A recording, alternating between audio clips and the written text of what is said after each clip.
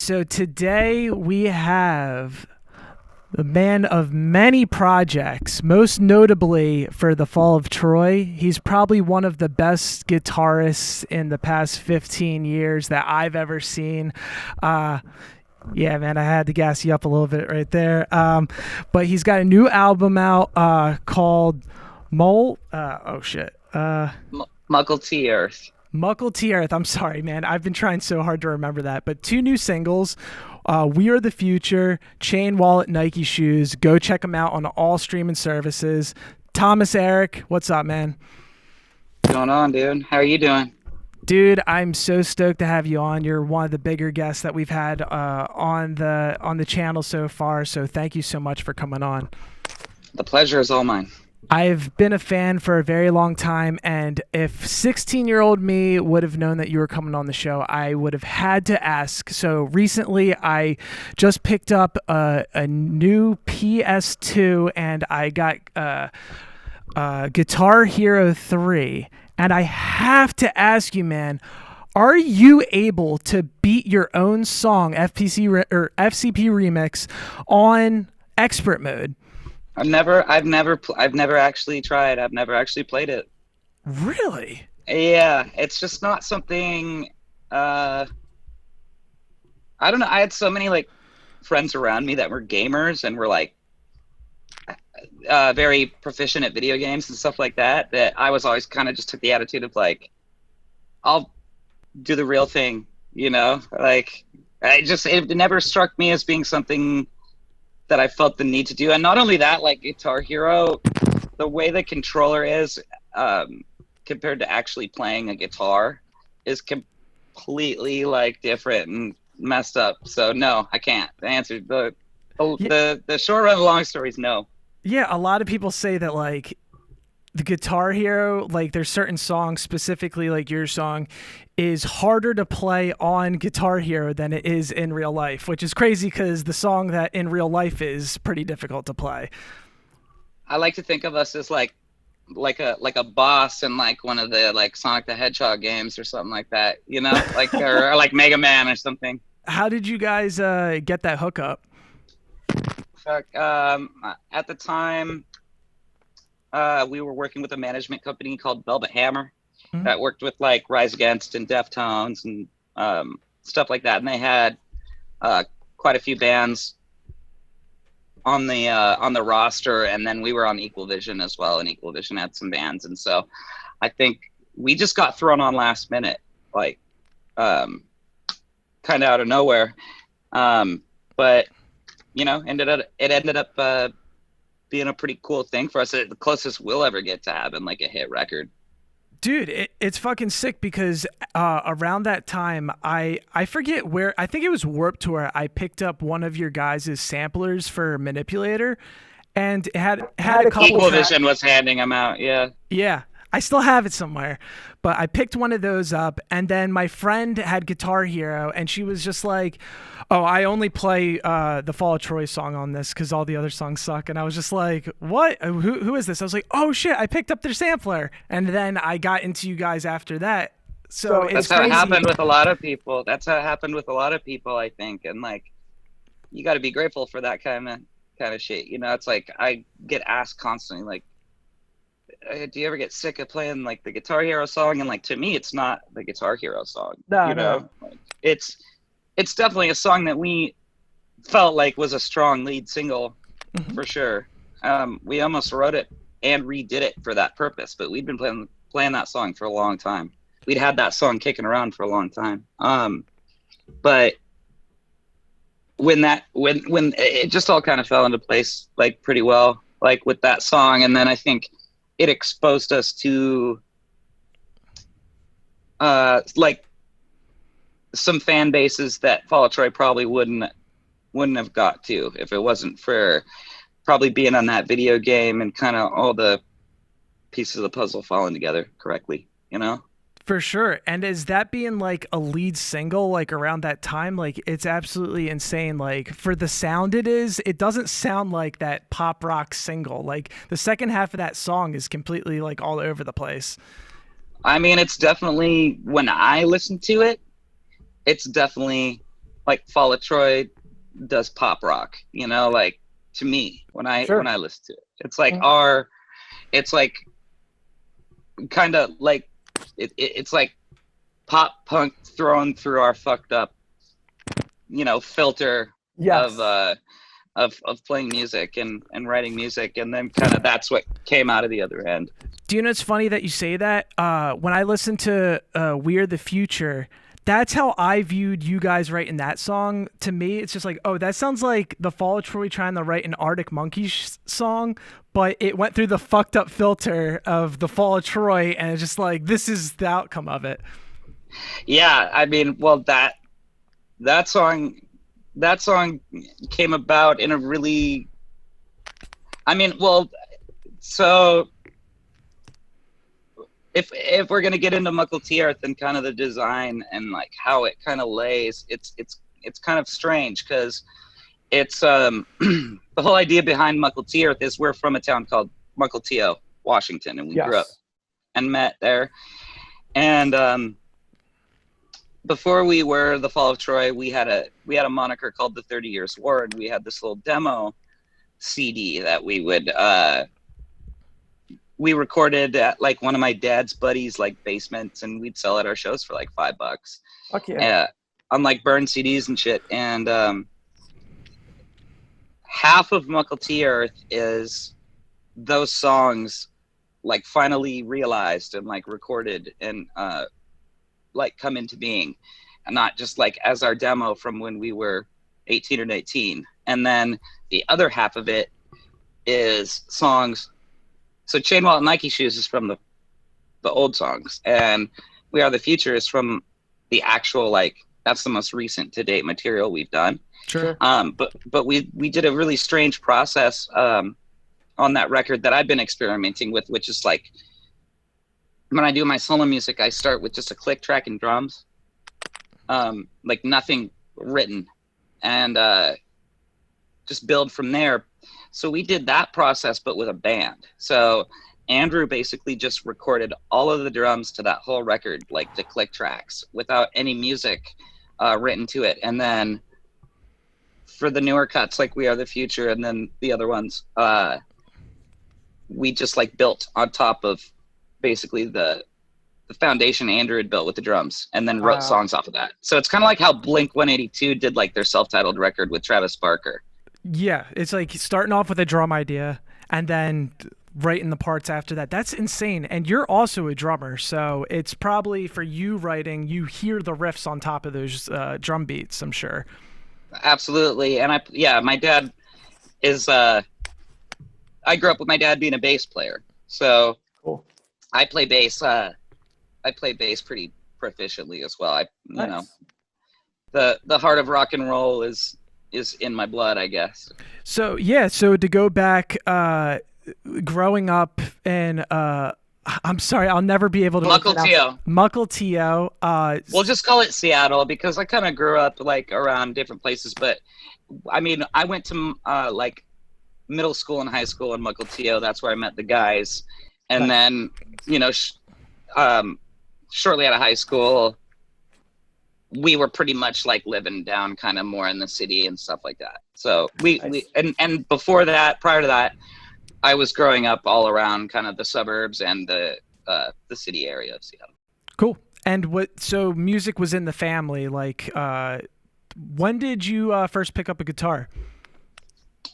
I mean, I don't know. That's there's debate even within myself about that, honestly, because definitely went like, I played drums my whole life, and then I picked up a bass probably somewhere around 8 or 9 years old, and then I think it grew into guitar once I was somewhere around, like, I remember it being somewhere around like my early teenage years, so like 12, 13, 14. I think probably around like 12, 13 years old is when I probably picked up a guitar and like actually wanted to learn to play a guitar, you know? Sure.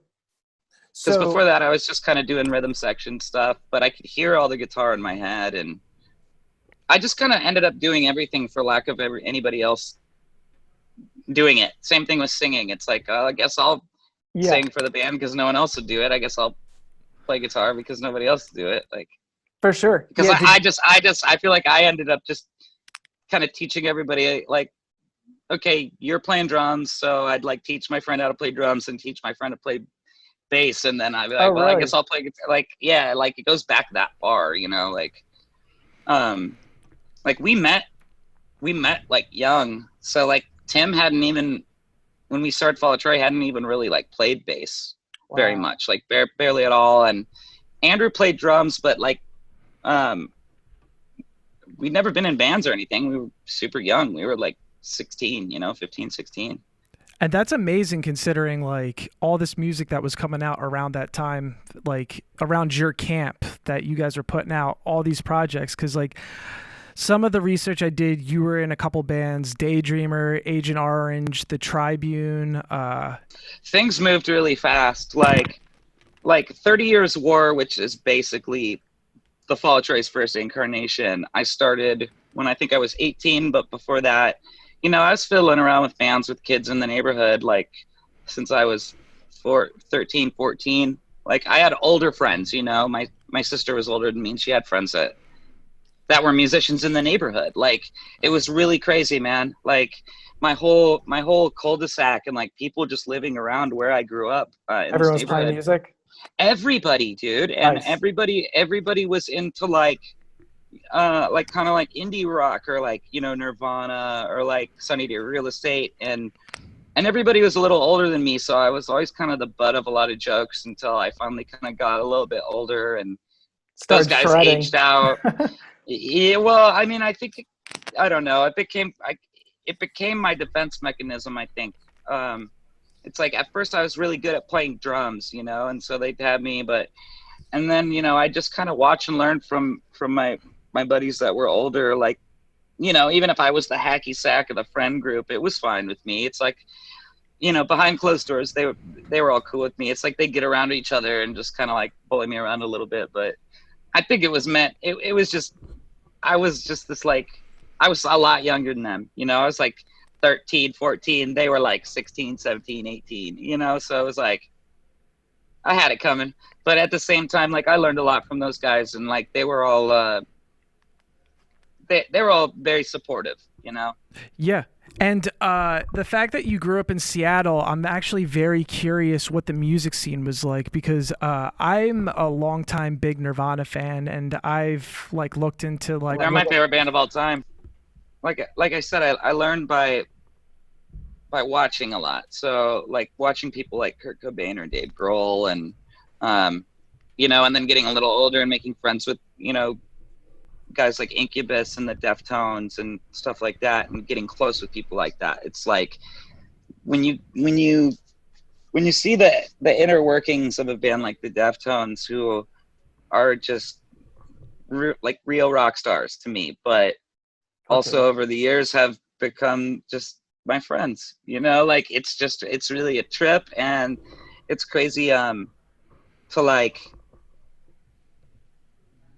to sit down with Chino nowadays and like he's still like one of my idols, you know, he's still like, he always will be. And like, but it's also like a very like, I don't know. It strikes me as funny sometimes when like I catch us having a conversation and he's kind of like diving into my brain, asking me my opinions and like what I think about things and valuing that. That's like pretty cool, you know, like, that not only I get that relationship, but the fact that Chino's such a cool dude that he keeps his ear to the ground that much to put on a band like Fall of Troy when we were younger, and to also like keep that kind of a relationship, you know, with someone like me, you know, that's sure. Like very, very important, very like stand up. Shout out to Chino and the Deftones. For sure, yeah. He that's awesome that he could serve as like a role model to you, and to this day you guys are still buddies. I think that's fucking awesome. Yeah. All those guys, man. Like, and we were lucky enough to tour with them back when Chi was still with us and like still in the band, and he was a very powerful like person. And the last time I saw Chino, we were hanging out, and he was like, "Erak, Tell me the story. Tell me a story about Chang," because it was like I think it was that the anniversary of his passing or something like that, or it had just happened. It was just that week or something, and it got kind of emotional, you know. And it kind of like, it was me and my other buddy that were mutual friends, and then Henry, who plays bass in Fall of Troy now and has played bass in many of my projects. And it was kind of one of those moments where he was like, you know, Erak, tell me a story about Chang, you know, like tell me something good about him, like remind me, you know, like got kind of emotional. It's cool, man. What was the scene like in growing up in Seattle? I mean, constantly changing, but the scene I connected to the most was definitely like when I was coming up in my formative years, like starting Fall of Troy. We had bands like the Blood Brothers and Botch and Pretty Girls Make Graves and the Murder City Devils. But then we also had bands like Minus the Bear, Death Cab for Cutie, Modest Mouse. Like there was something for everybody, but I was really lucky to be into hard rock at the time, you know, like, and we came up through a venue called the Paradox Theater. That was a pretty formative place for a lot of people my age, if you ask them about it now. And they kind of took us under their wing, and that's how we got our first record deal, and kind of got on a real stage for the first time. Wow, that's awesome. So it's I was very connected to the underground DIY Seattle punk rock. Nice. Yeah, that's what I was going to ask. What would your advice be to kids that right now that are in the DIY scene that are looking to stand out amongst the other bands in 2020? Man, I mean, all you can really do in 2020 is just write great songs, write excuse me, write try to come from a place that's timeless, you know, because we're living in a time, it feels like we're living in a time where everything is so like moves so fast, and is here today, gone tomorrow. It's hard to answer that question right now, man, you know, with all that's going on right now. It's like my almost initial reaction was like, what scene? Yeah, what scene? Yeah, adapting is a huge thing to do, like during these times, because I don't even know what I'm doing right now. You know, I barely know how I'm navigating. I don't really know how I'm navigating this right now. I feel really lucky that I kind of have, Fall of Troy's been sitting on this record for a long time, and I've been, you know, working on other things, and like I have the opportunity to like be working on music like during this time. That's been really hard for everybody, you know, and challenging, and not only for the world but personally, you know, for all of us. I think it's like a time where everybody's had to step back and really like gut check themselves, you know. So I don't know, just be authentic, tell your story, don't try to tell anybody else's, and you know, like learn, master your craft, know yourself, know your worth, you know, and buckle in tight, man, because nobody knows where this ship's headed right now. So hang on tight. Yeah, man. So one thing I've noticed that you've been doing during quarantine is you've been posted up in a Lakehouse and doing your Twitch streams. Yeah. We've been doing streams from Henry's house. Nice. And can you tell the viewers a little bit about the Lakehouse? It seems like it's a special place for you guys to all hang out at. We just saw the end to the Lakehouse last week, actually. I mean, that's a property that Henry's dad has had in that family forever, you know, and it was kind of a place we could go and make a lot of noise. It was a big piece of property, you know, out on the lake, but it was still kind of in the neighborhood, you know. So it was like, and Henry's dad is a pretty cool dude. He's like, you know, rides motorcycles and like whatever. So when Henry's in a rock band, I think when I first kind of came around, I was like, who's this guy? You know, like, but you know, my dad rode Harleys and shit growing up, and I grew up on the back of Harleys with my dad, and with a lot of rock and roll. So I think I gained Henry's dad's respect, and also kind of like seeing his son like kind of come up and like play shows and stuff like that. He had respect, and he gave us some leeway into getting away with some stuff over at that house that maybe we couldn't have gotten away with at any of our houses, if that makes sense. Nice. You So know, he makes you guys feel at home. Yeah, it was the pad, you know? It was the I hesitate to call it a party house. It could be a party house. There was parties, but it was more than that, you know? It was a creative space. It was a very beautiful, like very creative, a lot of really incredible things happened at that place and because of that place. And yeah, dude, I'll never forget it. You know, like I'll never forget it. I'll never. There will never be another Lakehouse. Let's put it that way. That's a bummer, but I'm glad you guys have the memories for it. Was there any like private shows down at the Lakehouse? I mean, practices were private shows, man. Sometimes we'd show up there. Sometimes we'd show up there, and people would get wind that we were rehearsing for the weekend or whatever. Especially when especially after. I mean, because before Henry was even in the band, he was like doing merch for us and stuff. And he was like, you guys can practice over here. And we were like doing just like vinyl and stuff. And so when Fall Troy got back together and people found out around town that we were going to be rehearsing for that, we'd show up, you know, to practice for the day or whatever. And sometimes there'd be 15, 20 people sick. Just hanging out. You know, like whatever, going out on the lake, you know, doing this or that. But it was always Fall Troy is funny because it was very homegrown from the beginning. It's like Mukilteo is like a small town, and for whatever reason, we were this like loud, noisy, screamy, weird kind of rock and roll that like, but we were kind of the glue as friends to people that kind of held a lot of people together. You know, it's like you were a skater, you know, you were on the football team, you were a cheerleader, you were, you know, into rock music, you were in band, you know what I mean? Like the marching band was a big thing in our high school. Andrew and I were both part of it, and it was pretty serious. Our drumline was super like award-winning type shit, you know? Oh yeah. Which like, when we were in high school, being in the drumline was like pretty much like equivalent of like kind of like social stature of being on the football team. It was like cool, you know? Was it like Nick Cannon, the movie Drumline? No, it's cooler than that, dude.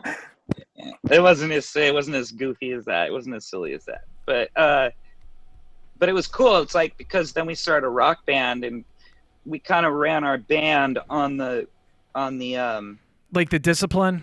God damn. Nice. Why couldn't I get that one out? I don't know. For some reason, when I think of Drumline, I think of military, and that's the kind of, but like fun. It was like we were all very into like Drum Corps International and stuff like that, and like just practice makes perfect, man. Just practice. And we were learning a lot in that drumline too, because we had to learn all our rudiments, and everybody was constantly stepping it up. So we were in this rock band together, so we were learning all these crazy licks and taking that and putting it in our rock band. Nice. You know? And that's kind of where that grew from. That's kind of how Fall Troy became this technical kind of crazy thing that like musicians like, you know? But it was also cool because we carried a certain sense of like we didn't want to be like dorky. We didn't want to be like dorky metal guys or like something, you know, like no offense to like anybody that plays dorky techie music, like that shit's awesome. But we were just more like, we were young, you know, we were young and in a rock band, and we were brothers, and, you know, we were from Seattle, you know, pot was just becoming legal. It was, you know, we were the glue that tied a lot of different circles of friends together. So it was always a very family oriented vibe from the get go. It was like we had lots of very strong support from our community, from all sides of it from the get go, you know? So as that grew and got older, people started to take pride in that and stuff. And so when we kind of came back together, it was kind of not only a reunion for us, but it brought a lot of other people back together as well up at the Lakehouse and stuff like that, you know? That's awesome. That's great to hear that, like. And then also like on the road when we would be on tour, it would be kind of like, man, I haven't seen you for da-da-da. And then it'd be like our friends doing that together too. Fall of Troy has always kind of been kind of like a family kind of feeling. Like there's been a community vibe with the thing for whatever reason, that I didn't realize till I got a little older, you know? Mm-hmm. I didn't realize that we were kind of this centerpiece for like this kind of family kind of like oriented thing going on. Yeah, it's like when the Fall of Troy is back together, everyone gets back. Everyone's together, back in town. Yeah. Like, yeah, it's like the cookout, man. Everybody's coming, you know? Yeah, man, that's so awesome to hear, because it's like it's like a family thing. Like the Fall of Troy, it's not just a band. There's a lot more to it. Very much so. Very much so. Even like with the past and present member situation, with the bass player situation, it's like I still talk to Tim all the time. You know, like you know, Frank's doing his thing. We're in touch. Good. You know, Drew from Chon stepped in and helped us out for a while. Like we're still friends. There's no like. It's those damn bass players, man. I'm telling you, dude. One of these days, I want to do a cover of that Spinal Tap song, Big Bottom, and just have all the bass players, dude. Oh, that'd be sick. I mean, you guys would be the guys to do that shit. I know, right? Like, we're the guys that can pull that off and like have it be super silly, but it'd probably be actually pretty cool at the same time. Oh, for sure, dude. Your fans would love that shit. We'd find a way. Listen, man, doing research for you guys wasn't that easy because, like, one, you guys are writing very obscure music. The song title names are all over the place. Like, they're never easy to remember. The songs are actually, like, all over 6 minutes long. And I just a lot of them. Yeah, I'm sure being young and having to go on tour and remember how to play all these technical riffs must have been really hard, especially when you're in front of all these party situations and then got to get to the next gig and stuff. Like, how did you manage to pull all that off? I don't know. I think it kind of comes from like just like what I was just talking about. Like there was a certain amount of like responsibility on us. And we were into that stuff. Like let's make this very clear. I said I didn't want to be like the nerdy geeky band. I never said we weren't, you know, deep down inside. Right. We for sure are. Like we were all about, you know, challenging ourselves, and like we take music fucking seriously. Like don't like I don't think anybody would challenge me when I say that, but like let's not get it fucked up. Like the music always comes before the party with us. That's awesome. That's cool. And that's a lot. That's very serious because there's been a lot of party, you know, almost to our detriment in the past. So like, but it's never, for whatever reason, like it's never gotten in the way of the music completely, you know? The music is what's always like brought us together. But also like grounded us. It's grounded us. It's taken us very above and beyond.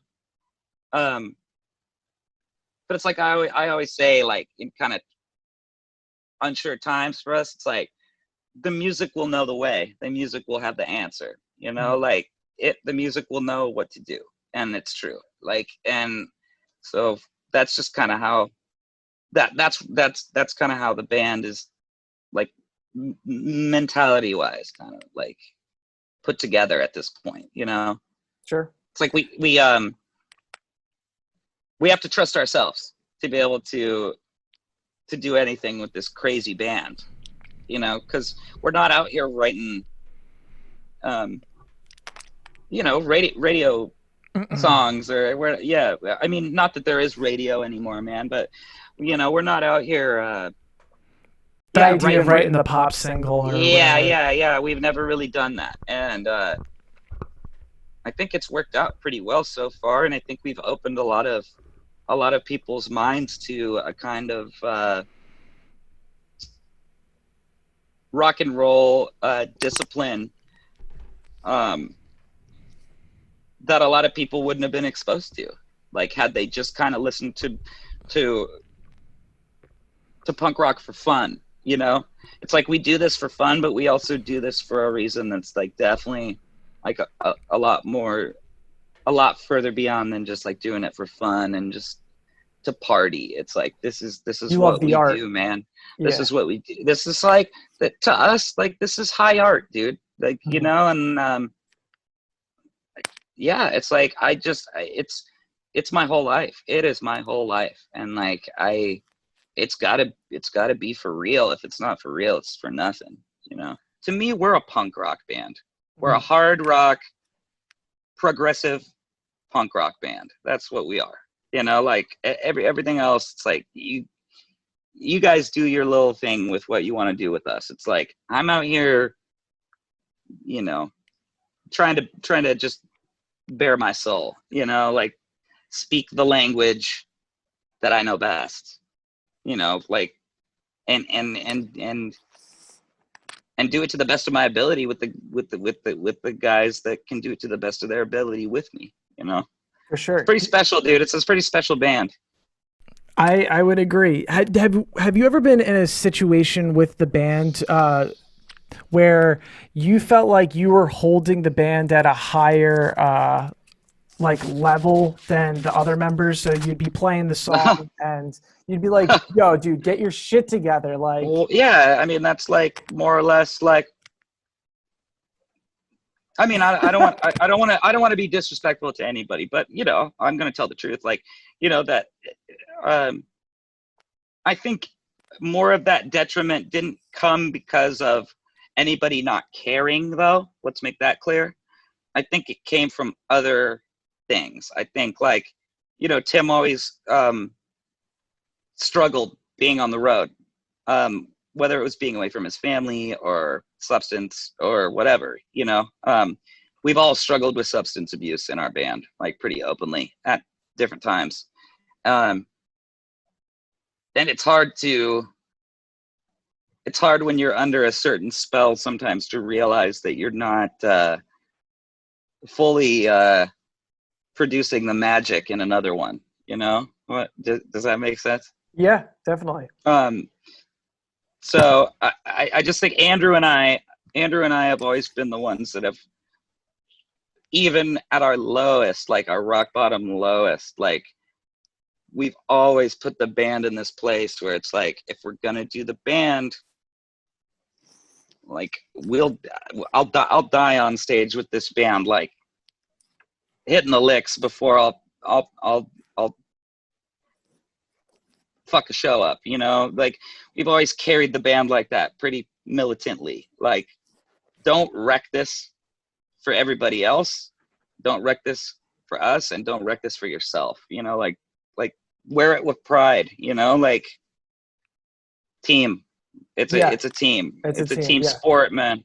You're only as weak as your weakest player. That's right. You're only as strong as your weakest link. I fucked that up. Sorry. Yeah. And like Fall of Troy is not a band with only being a power trio that there's not a lot of room for weak links, homie. For sure. You know? No, you got to be on your toes at all times with those songs, for sure. Yeah. I don't know. And I just, I've been lucky to have the relationship with Andrew where we're kind of very different types of personalities, to where when we're running a practice situation or running a regiment, you know, it's like nobody's coming off too strong. Well, nowadays at least. I mean, when we were younger, sure, we all went through our things and our egos and whatnot. Like, but I, you know, whether or not I thought I was hot shit or not, like when I was younger, or like whatever this is. You know, we all grow up and we go through these things. Sure. We go through changes. I guess what I'm trying to get at is I've always just tried to ground myself with the band and the music, and try to make sure that everybody's keeping up with each other, and that we're delivering to the people that are supporting us, like, for sure, you know, because we don't have stupid, I don't even like calling them fans, man. That doesn't seem like enough of a word for me. It's like supporters. I'll say that. People that support the Fall of Troy, people that are into our music, they are not stupid people. They are not dumb. They're incredibly like intelligent, and most of the time, more often than not, talented, and hold us in a very high regard. You know, they don't like to see their boys fail or slip. You know, it's like, Oh, I've read through the comment sections. I feel like we're a football team sometimes. It's like, I feel like, you know, how the Flyers must feel or something, you know? Right? No, that's so crazy you make that comparison because it makes so much sense. That's how the band has to operate. Like, there's only one way for the Fall of Troy to operate, and that makes complete sense. At a high level. Sure. Like, you're not gonna go see a Fall of Troy show and like walk away with us just getting up there and playing our songs. Mm-hmm. Oh, no, I saw you in Philly, man. You guys blew my friggin' minds when you guys played Philly. It's a commitment. It's an emotional and physical test and statement. Sure. You know, and the audience is only, in my eyes, is only going to give us back what we give to them. And then, but then when it becomes cathartic is when we're giving this and we're getting it back, and then we're giving it back, and then we're playing a super emotional game with our audience. Right. In there is a lot of catharsis for me as a human. In there is a lot of like therapy. Like, it's very therapeutic. Good. In there is a big responsibility, you know, as well, to deliver these high impact kind of shows, like, you know, at 35 years old now, like that. I need to top shows I was doing when I was 25, so it keeps me in shape. It's keeping my mind where it should be. But that's not always easy, dude. Like, it's not this band it can be really intimidating. It can be intimidating if you don't do it for a while. It's like, it's a lot of notes. It's a lot of Yeah, that's what I'm saying, man. Even with like your live streams or like on your YouTube channel where you just post you sitting down with a guitar, just doing a run through of these songs, like, what's the reaction to the feedback that you get from people? Is it a lot of people that are like super into guitar playing, or just fans of the band that like are just interested in seeing how these riffs are played? That's funny that you say that. I was just gonna like get to that. You just Oh, took the cool. words out of my mouth. I was gonna say, like, it's also a thing where I think it kind of comes from, like, going back to what I was saying earlier about us kind of being the glue that holds a lot of different kinds of people together. Mm-hmm. I think that's like bled through, like,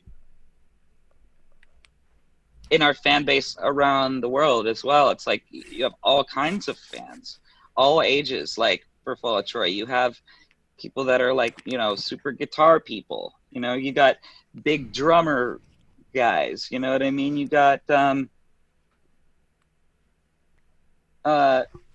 you got people that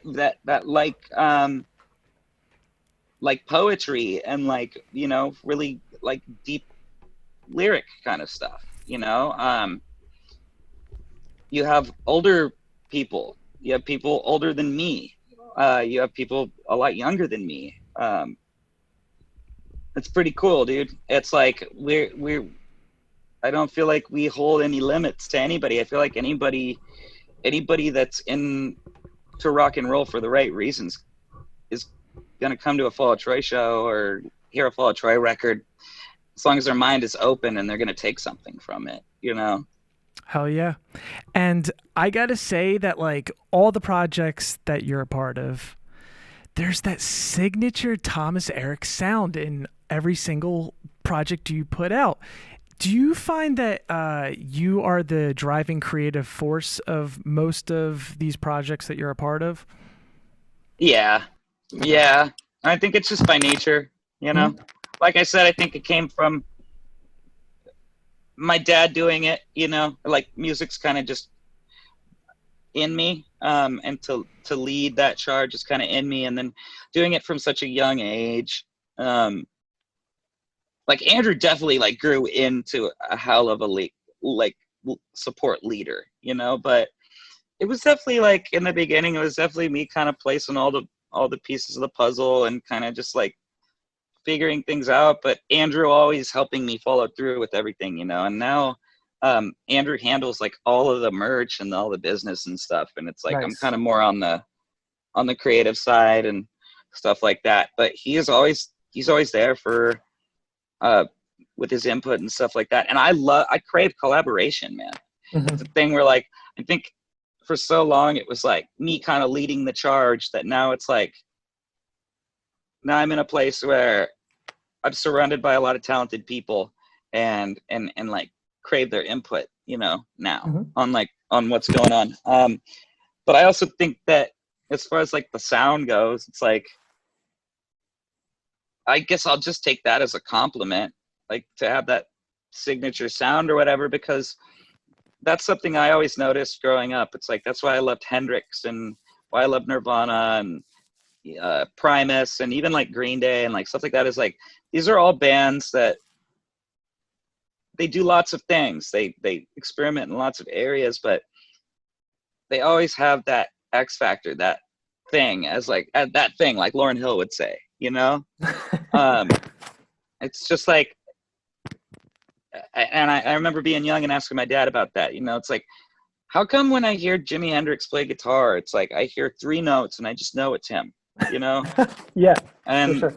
and it's the, you know, and like my dad just kind of brought me up, and my dad's like that. Like when my dad plays bass, it's like my dad could play 3 notes and it's him, you know. It's like, and it's not just being a musician that can tell that. It's like that's a thing, that's a real thing. It's universal. And like, yeah, it's powerful, man, when you like have that kind of a harness on your craft, you know. I think that's art, dude. That's like look at Picasso, or look at like Edgar Allan Poe as a poet, you know. Like Poe did a lot of different things, but he always carried this certain kind of like vibe, you know, this certain kind of thing that only he could do. Hendrix, only this certain kind of thing he could do, you know. So my dad always kind of just brought me up to understand that when you're truly like great at your craft, like you don't gotta like tell people you're great. You don't gotta go out and profess to the world. Like people know, you know, they hear you. They'll let you know, you know. And like, so I get, like I said, I just, every time anybody says anything like that to me, I take it as like the biggest compliment I could get, because I'd rather hear like, man, you have like such a sound, or like such a way of writing songs, it connects to me. It's just, you know, I fill a place that nobody else can have. That's more important to me than playing the fastest like lick, or like, you know, but having the coolest whatever, you know, or whatever. It's always been, I want to have a signature sound. I want to be special. I want to stand out, you know. I want to be great is what I'm trying to say. That's a sign of a great artist, is somebody who leaves their mark, not only leaves their mark, but claims that mark as their own, I guess. Dude, that's beautiful, man. Yeah, no, for sure. So you are in a project called Pushover, and I wanted to ask, so Pushover is a collaboration between you and Kurt Travis, who is the ex-singer of Dance Gavin Dance. How did this come about? Well, Kurt was also in a band called A Lot Like Birds. Oh, yeah. Yeah, that when I was in my band, Just Like Vinyl, kind of when Fall of Troy was inactive for a number of years, I had known Kurt from the Fall of Troy days. Like every time we'd go to Sacramento, we'd always have one of Kurt's bands play with us, you know, because he's a great singer, he's a great guy, great musician. And I met him young. We've been friends for a really, really long time. So every time we'd go through, you know, Northern California, Kurt would be there, and we just held a friendship for a long time. And then when we did Just Like Vinyl, a lot like Birds were doing their thing, we linked up, we toured together a lot.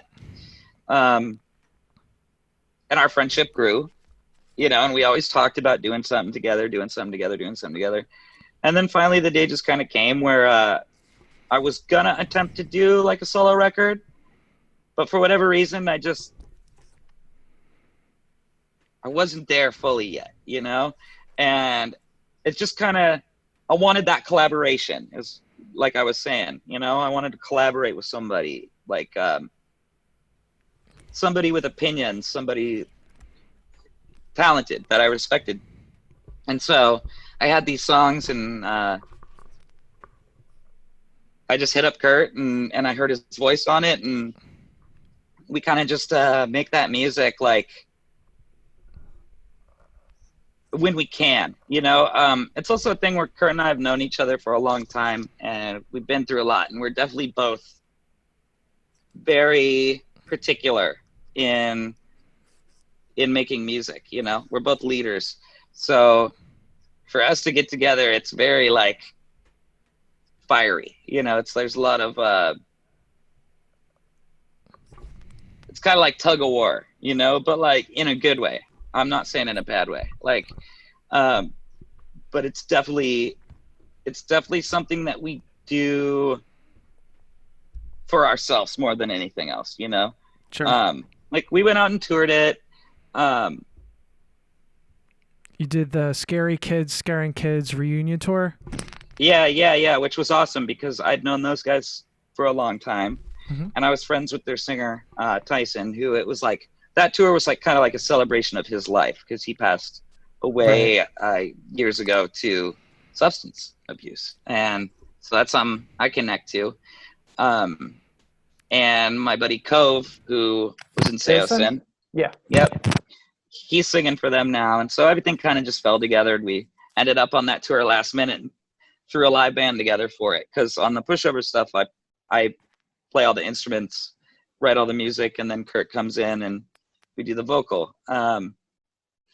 We're also, you know, we got a bunch of songs recorded that we're sitting on. But like I said, it's a project that's a passion project for sure. And Kurt and I kind of got to be on the same wavelength to like, sure. The timing has to be right. Yeah, and there's no big hurry. Like before the whole pandemic thing, we were going to go out and finish the record and get it out, and because we had done that tour, and then it just kind of screeched to a halt, you know.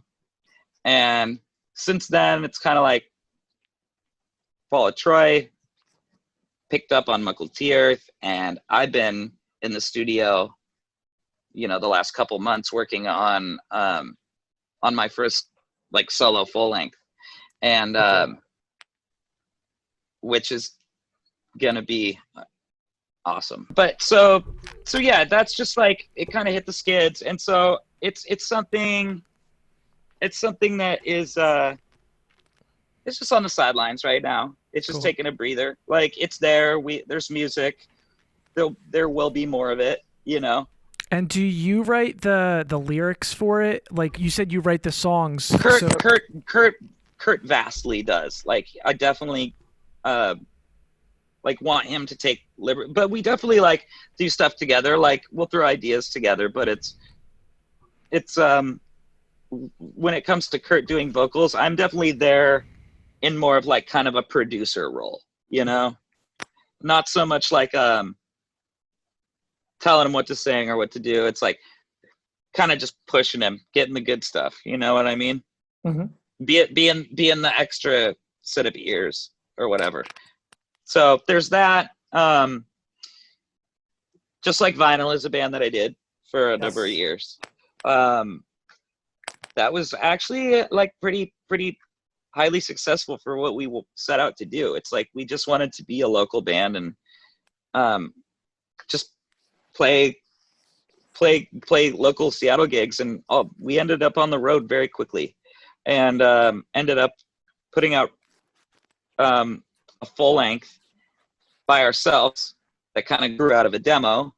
And then we got signed to a record deal real quick. And as soon as we got signed to that record deal and made this super awesome record called Black Mass, the whole bottom fell out right before the record came out. And like basically the people that had signed us and like were our team all left the label like basically a couple weeks before our record dropped. And so we were left in the hands of people that didn't know who we were, and it just kind of, the bottom just fell out, man. It happens sometimes in this industry. And for us, that was kind of the culmination of a number of years of like us really working hard.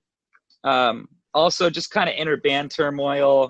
And then also kind of, we finally took our hands off of it, thinking that it was safe. And it blew up in our faces, and it hurt, you know. So that kind of brought that to a close. So for the time being, no, we played shows since. Cool. Then I went and did Chiodos for a while and sat in with them. And that was the first thing we talked about when we were messaging each other, because I was just like, dude, I've just been going through all these like old Chiodos videos, and I realized you were playing guitar for them. And not only that, but like Chiodos I see as like this super serious band, but you're up there just like taking their riffs and just doing your thing to them and just making the band look from serious to fun.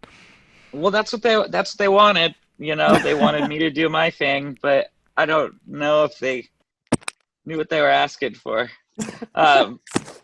I love those guys. Like, I get along with all of them till this day, and I'm like super thankful for that time. It was an awesome time, and it kept me relevant. You know, it kept me playing gigs. It kept me in front of people, and it was cool to be a part of their team. You know, it was cool to be like to be the new acquirement. You know, I definitely like to bring like fun to it for sure, because they were definitely a band I could relate a lot to. Chiodos, like we toured with them with Fall of Troy when we were a younger band. Like that's how I knew them, you know. And Fall of Troy took ourselves, and like they signed right before we did, I think, and we ended up touring together for like our first US tours and stuff. Sure. But you know, they were serious about their craft, and we were too.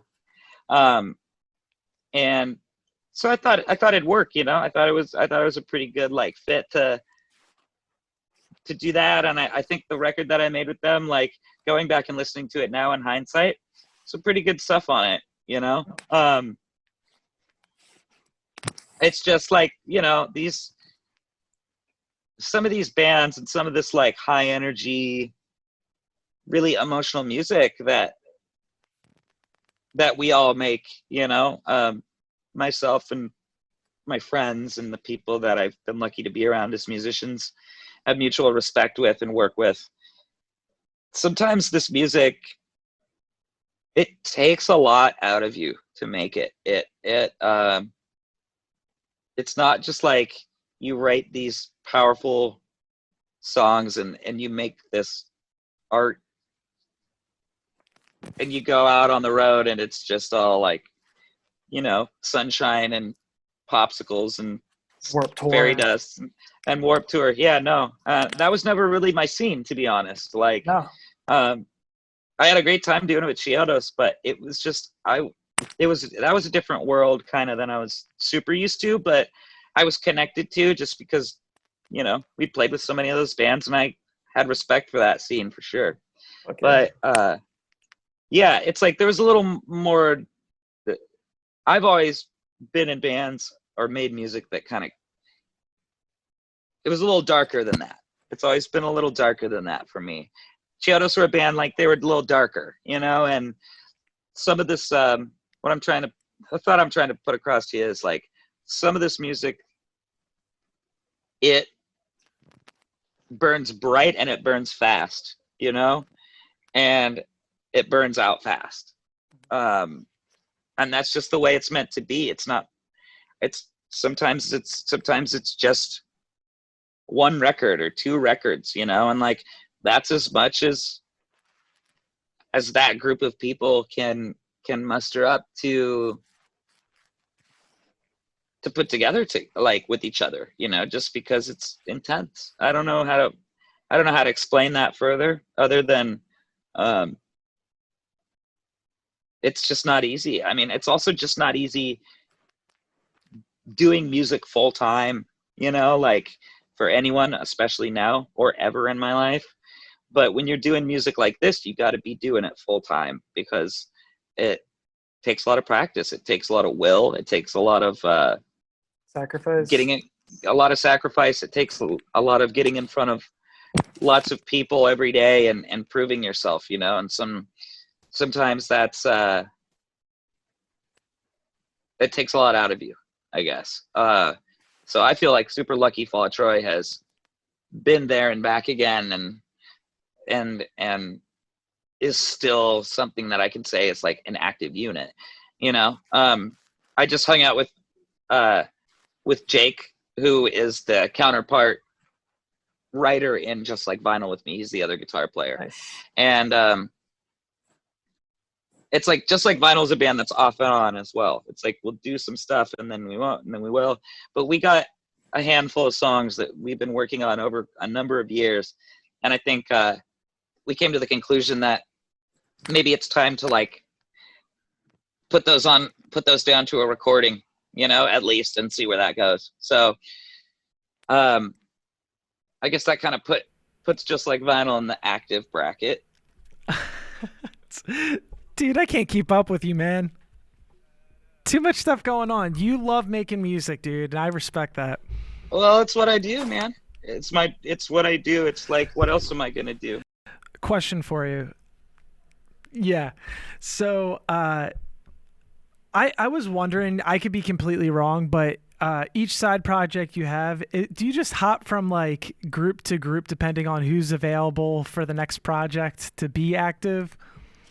No, definitely not. Okay. They're all totally different. Well, I mean, you have Fall of Troy, and then you have Just Like Vinyl, which were like my two like super active bands. Mhm. Pushover is a thing that's just Kurt and I, you know, that just kind of happened to gain traction because we both have done other things. Chiodos, they had their thing. I came in on that ship.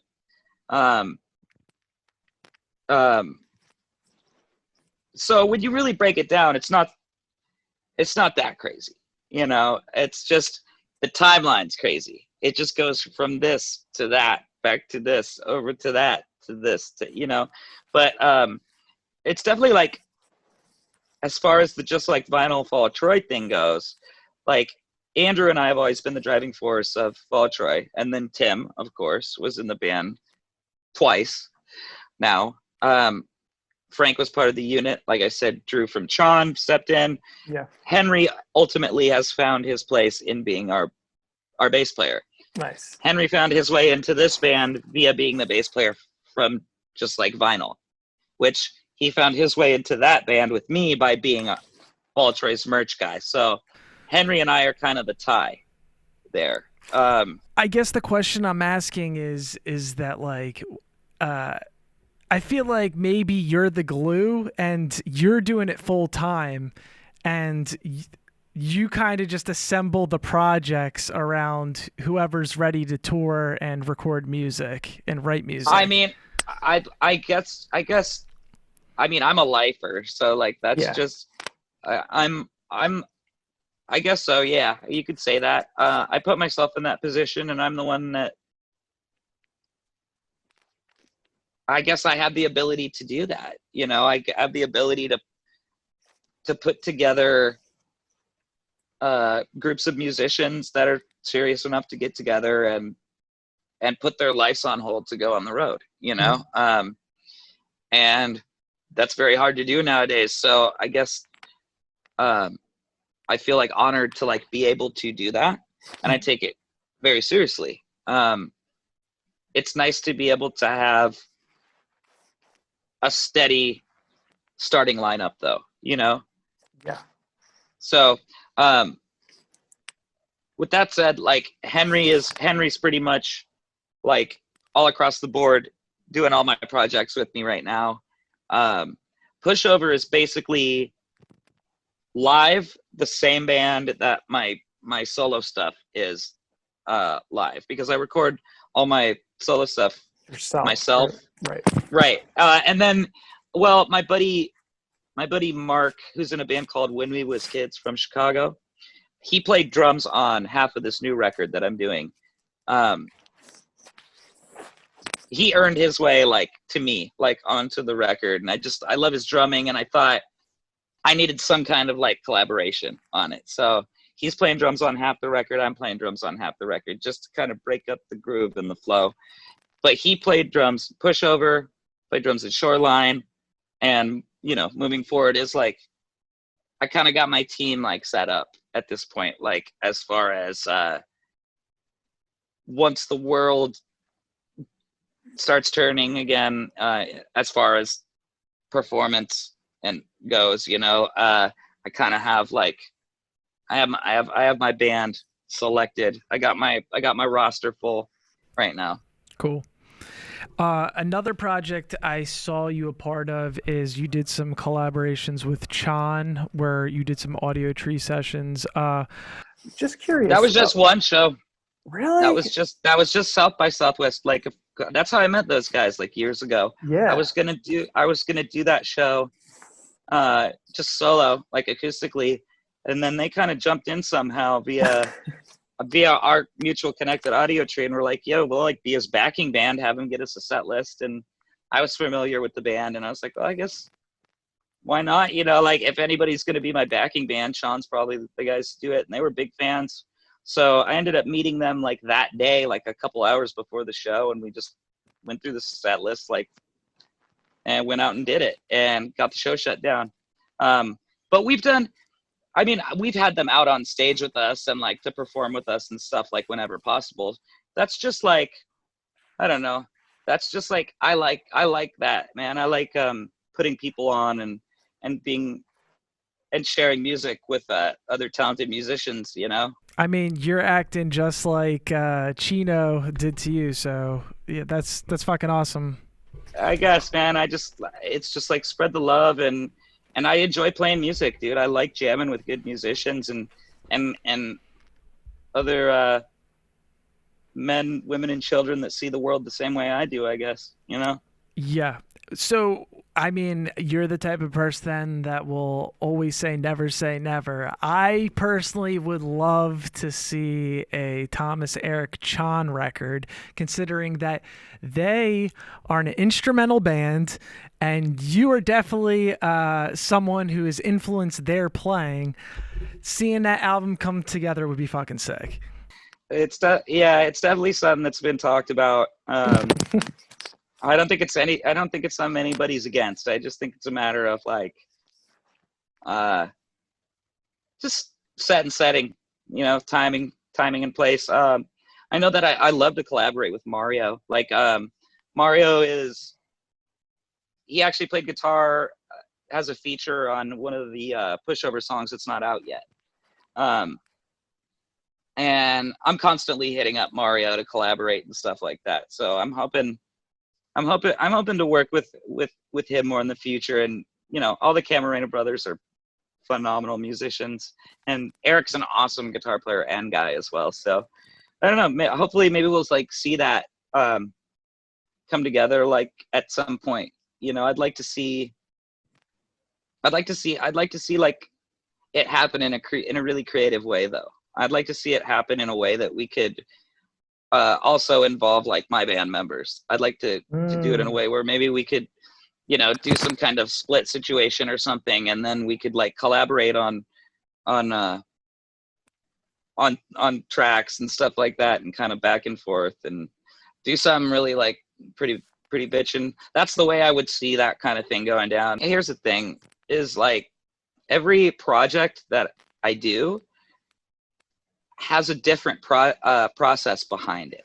Mhm. So like the Fall of Troy's process is completely different than just like Vinyl's process. Is completely different from Pushover. It's completely different from me making records on my own, you know?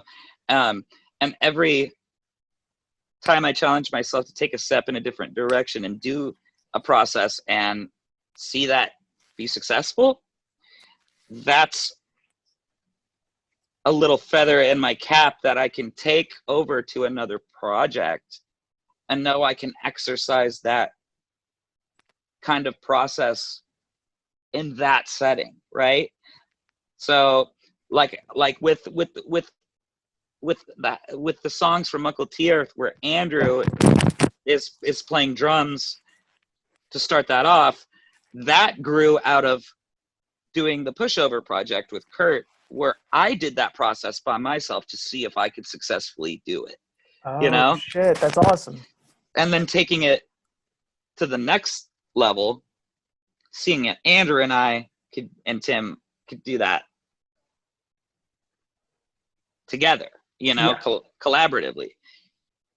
So there's another kind of, you know, like it's like I have there's victories in making records, and then there's these like personal, like small victories for myself, like making records, you know, like seeing if that's gonna work, or like is that guitar sound gonna work on this record, is that snare drum sound gonna work on this record, you know, like seeing what kind of new ground can be broken yet still keeping that X factor present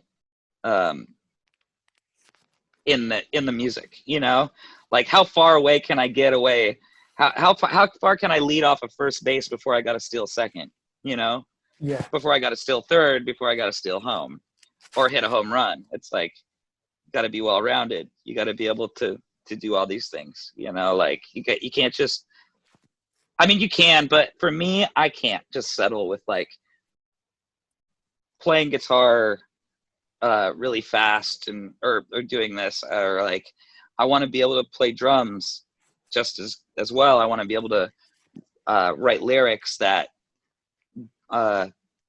connect just as well as a guitar part does or a bass part. Everything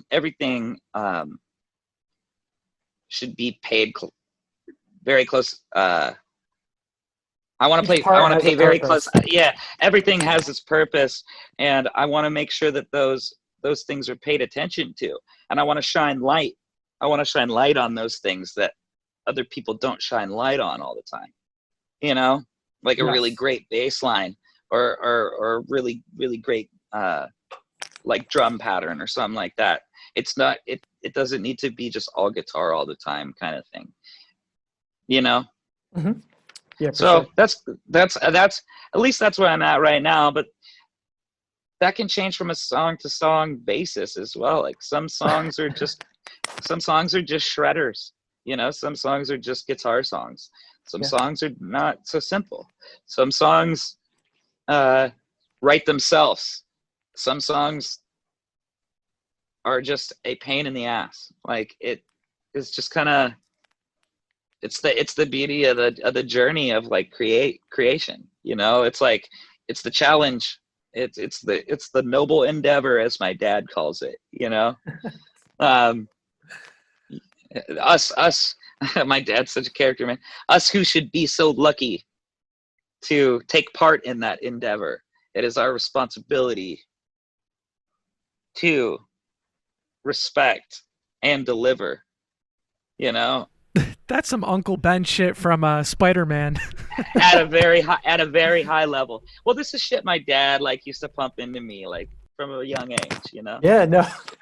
It's like it's our responsibility to take this shit seriously, more or less, you know. Like it's my responsibility to you know, if I'm gonna make this my life, to take my life seriously and to do it at a high level, you know, and deliver. Absolutely. I respect that your dad said that. That's so Yeah, fun. I'm like, it's crazy because it's like when I was younger, my dad like blabbering all this shit to me and just like, whatever, man, like you're crazy. And now I'm 35 and It's the truth.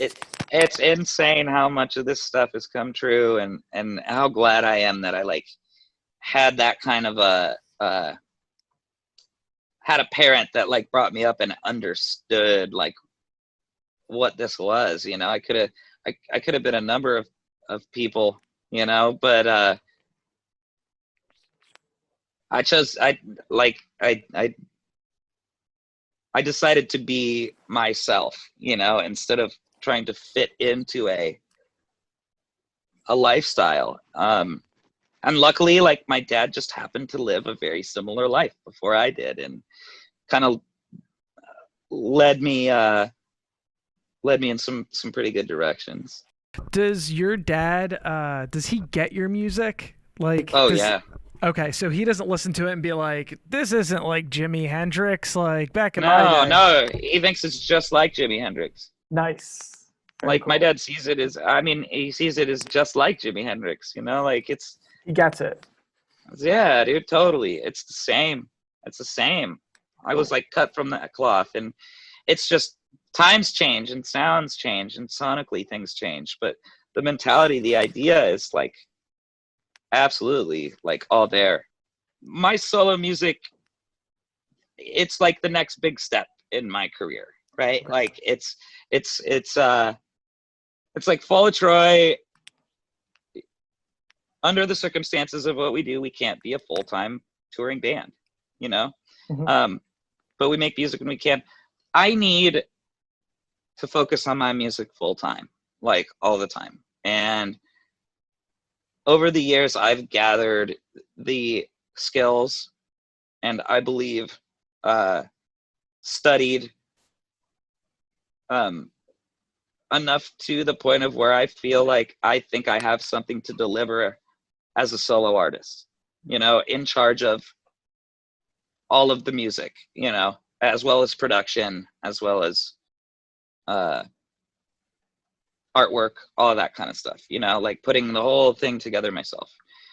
I think I'm ready to do that at 35 and be taken seriously, dead ass seriously. And that grew out of, I did this EP last year, I think, called Thomas Erak and the Shoreline. It's called The Whole Story, and it's a little EP. And that was my first time doing the right from the ground up experiment completely by myself. I was going through like some pretty personal changes at the time, you know, going through leaving a lot of things behind kind of thing, kind of a breakup record kind of thing. And I needed to just like, I hadn't played music in a while. I was living in Nashville. So I was like, man, I need to It's got a go up bluesy to sound to it. yeah, definitely. It permeates it. And I just needed to get out of there. And so I was like, I'm going to go to Chicago, and I'm going to try to make a record. So I put up a GoFundMe, and I raised the funds to make the record way faster than I thought I was going to. Wow. So I ended up, you know, up there pretty immediately, and just threw myself into it. You know, I needed the therapy. Like that record, that little EP was that one's for me more than anything. You know, it was experimentation. It was no limits on it, no record label, just me and my buddy Chuck in his studio outside of Chicago, just making music that I needed to make or wanted to, one of the two, and seeing if it worked. And I was really pleased with what came out of it. And then I ended up with a little extra studio time, so I did a few cover songs. I did like a Weezer cover, I did a Garbage cover, and I did an old Sam Cooke song that was a song that my dad brought me up, you know, on a lot of Motown nice. and Sam Cooke and stuff. So it's kind of for that sake. And there was other reasons for doing these things, but those are for me to know. But it was a very like cathartic, successful experiment, you know? Yeah. And I think out of taking that on the road a little bit and test driving it, and then going back and doing some more Fall of Troy stuff, I think the perspective on it now for me is all there. I think I'm ready to like step out and take what I learned from that little experiment and what I've learned from Fall of Troy my whole life and every other project I've done, successfully or not. I mean, I think everything I've done was successful to a certain degree. Personally, for me, I find success in all the things that I've done. I find failure in all of it. It's life for me. It's not, you know, there's no win. It's not win, lose, or draw here. This is until I'm done, you know? But yeah, I have a feeling,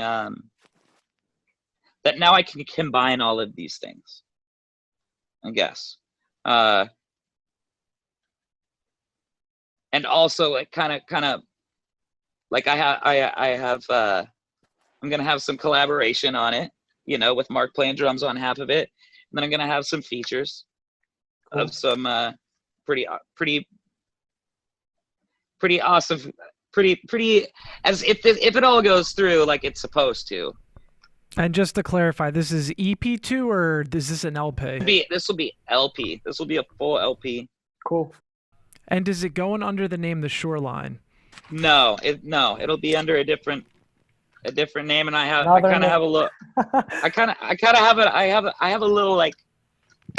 I'm cooking up a little idea with this whole thing though that I think will force me to bring even bigger things full circle in the long run. Cool. I'm not saying that there won't be another Shoreline effort eventually, but this music doesn't sound like that.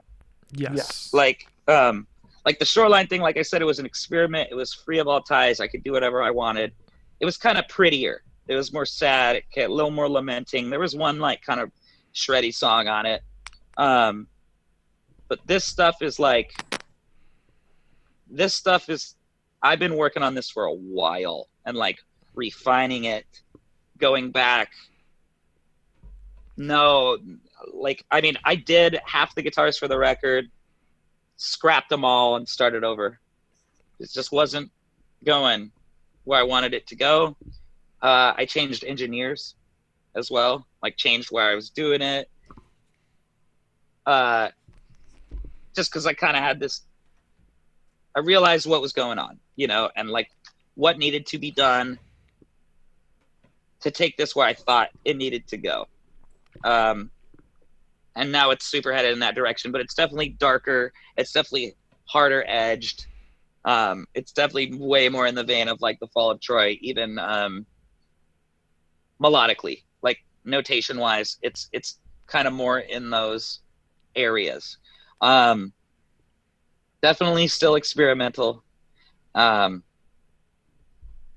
Definitely a lot more notes though than the Shoreline stuff. It's not as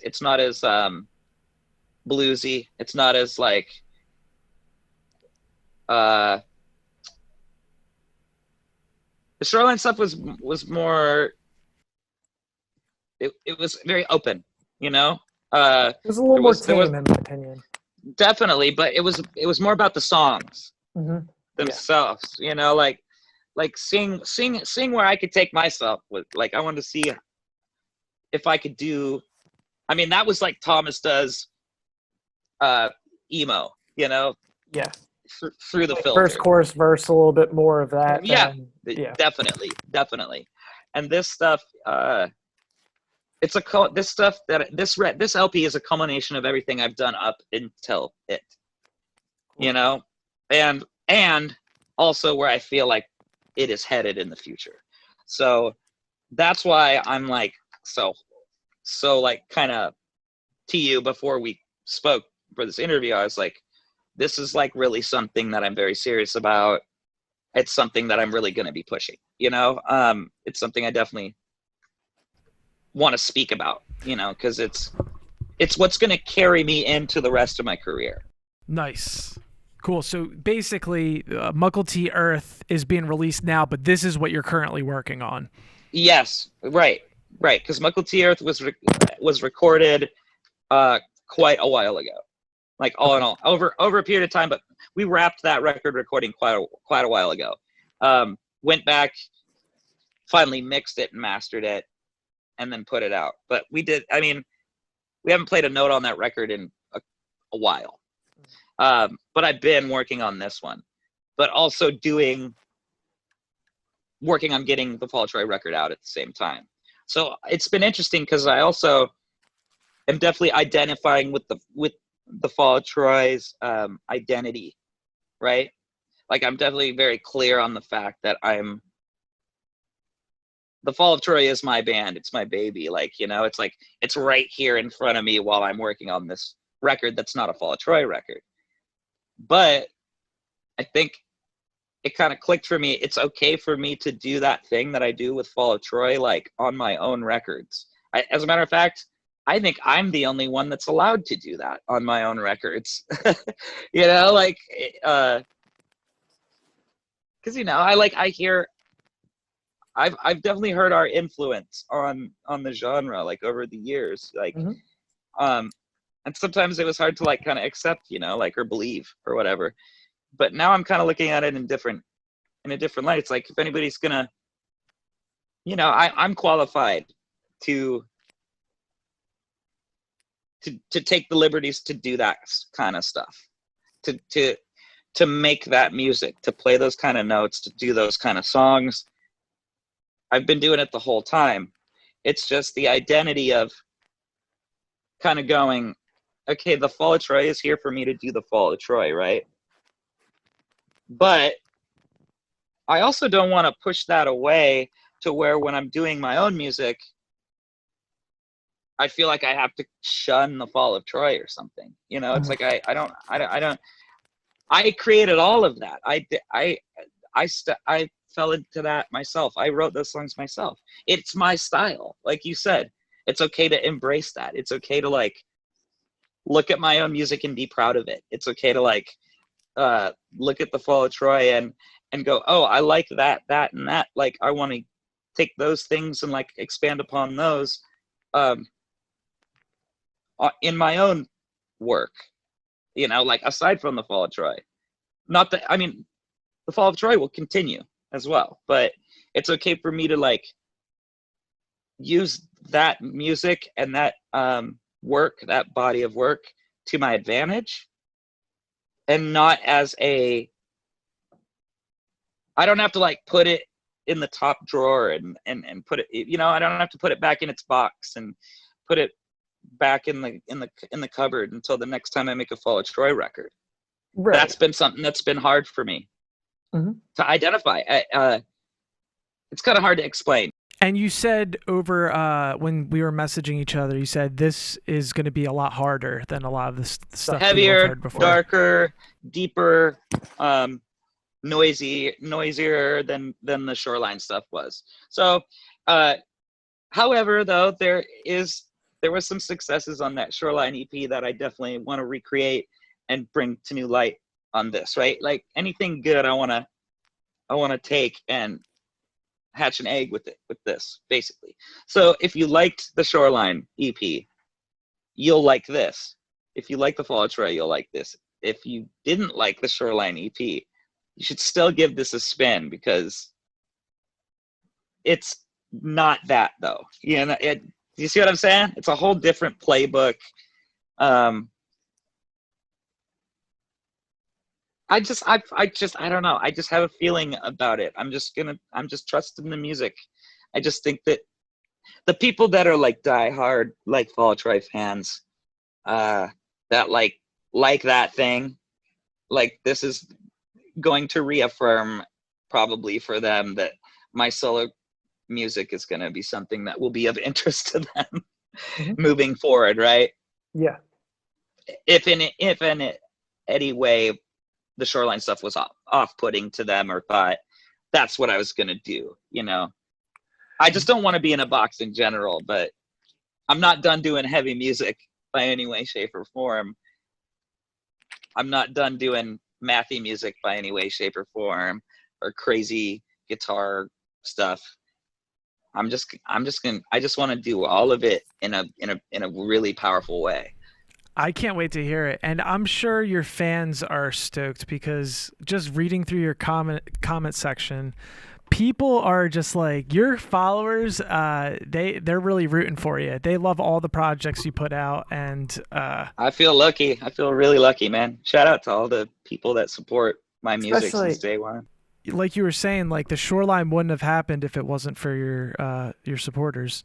No, and they like. I went over my goal. Like I ended up with more time to kind of do that thing than I initially thought I was going to have. So that was like really eye-opening too. So that's what I'm saying. I'm going through that experience. Now I feel like I need to hold myself responsible for the people that support me and kind of like make sure that I'm delivering for them what is of interest, what is that thing they can't get from anybody else, right?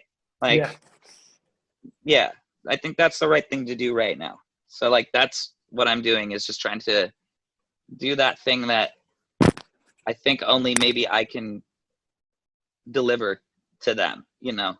Right. I agree. And then from there, we'll see where that goes. August 8th, new record, Fall of Troy, Mukiltearth. Yeah, August 8th, the Fall of Troy is going to release our forthcoming album, Mukiltearth. It's a 10-song full length. It is a journey stemming from the past and leading into the future of the band. And if you're into any of those things, then you're probably going to like this record. We're very proud of it. And we are very, very, we're tickled to have it see the light of day. Definitely. Oh, yeah. And for any of your older fans of the 30 Years' War, they should be very excited for this record. Yeah. I think we did the pre-order, so the track list is dropped. So I think people know that we went back and have reworked those songs, but I can't wait for people to like hear the progression of them, because now I feel like we finally are at a place, because back then we were so young and we were still like kind of learning how to do it, but we could hear what we wanted in our heads. Now those songs are like delivered in a way that it's all there. At least in my head, now those songs are like all there. You know? Yeah, for sure. No, I saw one person comment saying 2020 trying to ruin everyone's year, but Thomas Erak is single-handedly saving 2020 with the new Fall of Troy record. I don't know about that. There's a lot of really good bands putting out music, and that's I think to leave it on a positive note, just kind of where we're all at right now. I think any of us that are in love with music still and in love with rock and roll, I think there's a lot of light at the end of this tunnel. I think we've seen a lot of it already in 2020. One of my favorite bands of all time, Hum, put out a record after like 20 something years. Yeah. Out of nowhere. Yeah. And everybody's kind of forced right now to put their nose to the grindstone, so to speak, and like make some really great music. And so when we can get back on these stages and in these venues, you know, we're gonna have a lot of fun. Everybody's gonna have a lot of really exciting music to dance and sing along to, and I'm just like I'm ready to be a part of that. Yeah, I could only hope that when everything's back to normal. Well, It's a or big in a new boom. or in a new direction, like Yeah. either back to normal or maybe not normal at all, maybe totally weird. It doesn't matter. We're all going to be there together.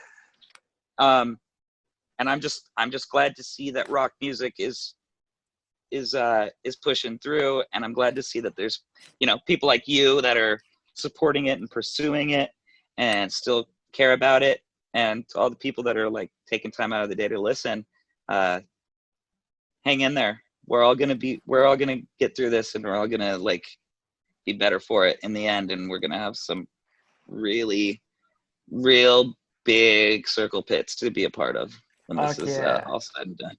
Real talk. Get pitted, bro. Get pitted. Let's get it. Nah, dude, I really appreciate you coming on.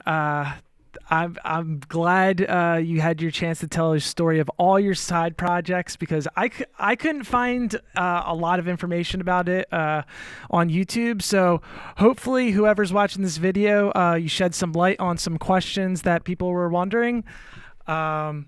And this is To All the Crowd Rooms. Thanks so much for watching, guys. Thomas, thanks again for coming on. And don't forget to like, comment, share, and subscribe. Hit that notification bell. You get the alert as soon as the episode's posted. And thanks for watching, guys.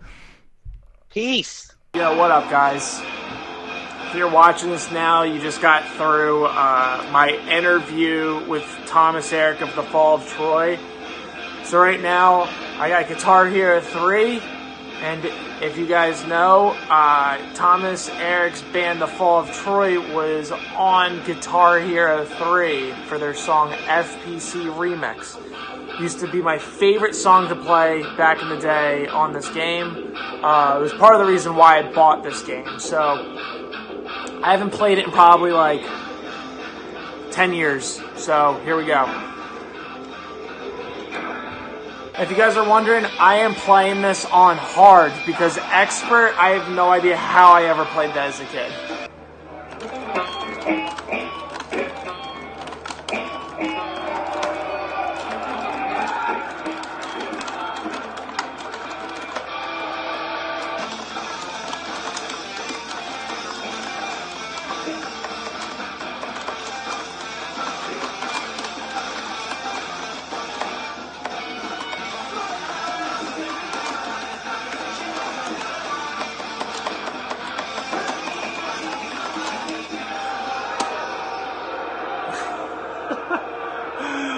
Couldn't hack it. Yeah, I just failed. I didn't even get into through the verse.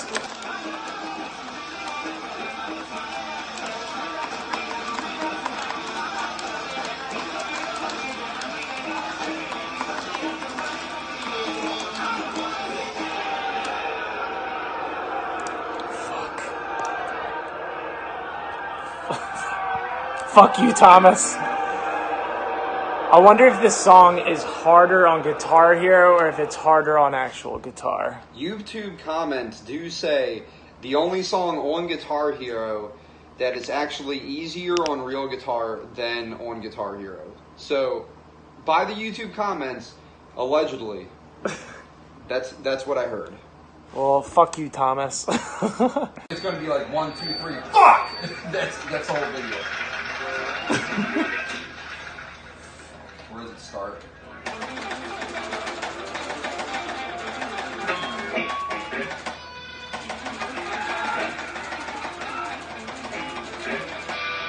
Okay.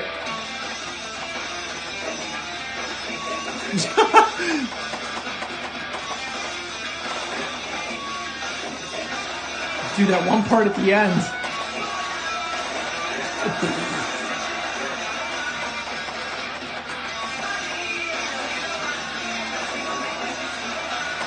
Okay, maybe this one.